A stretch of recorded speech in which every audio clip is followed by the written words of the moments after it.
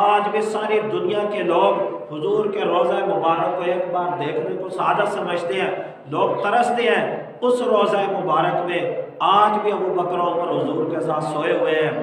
کیسی رفاقت ہے کہ قیامت کے دن جب اٹھائے جائیں گے تو اسی روضہ مبارک سے حضور اٹھیں گے، وہیں سے ابو بکر اٹھیں گے، وہیں سے عمر اٹھیں گے، اور حضور نے فرمایا ایک ہاتھ میں ابو بکر کا ہاتھ ہوگا، ایک ہاتھ میں عمر کا ہاتھ ہوگا، اور اسی طرح محشر کے میدان میں جائیں۔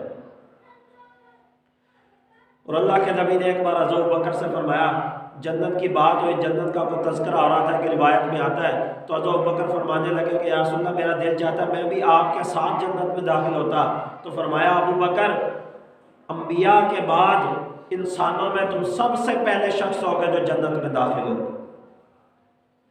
تو افضل البشر انبیاء کے بعد سب سے زیادہ مرتبہ حضرت ابو بکر کا، جنت میں سب سے پہلے داخلہ حضرت ابو بکر کا۔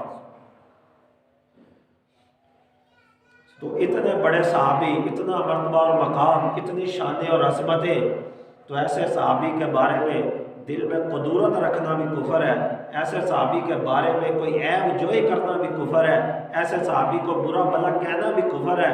ایسا نیک آدمی، اور یہاں تو کسی پیر کے کتے کو گالی نکال دیں تو لوگ غصے ہو جاتے ہیں کہ جی یہ فلاں یہ فلاں حضرت کا، یہ حضرت بہاؤالدین زکریا کا، یہ حضرت علی حجویری کا، یہ فلاں پیر کا، یہ فلاں بزرگ کا، یہ حضرت عبدالقادر جیلانی کا، یہ حضرت جنید بغدادی کا۔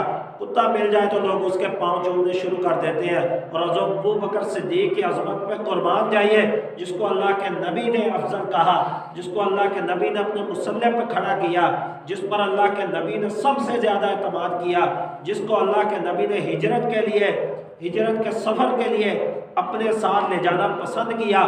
ابو بکر، عثمان بھی موجود تھے، حضرت عمر بھی موجود تھے، حضرت علی بھی موجود تھے، اور بھی سارے صحابہ موجود تھے، لیکن سفر ہجرت کے لیے انتخاب ابو بکر کا ہوا۔ یہ اپنی مرضی سے نہیں ہوا، یہ اللہ کے حکم سے ہوا۔ اور حضرت ابو بکر وہ آدمی ہے جن کو آسمان سے فرشتوں کے ذریعے اللہ نے سلام بھیجا ہے۔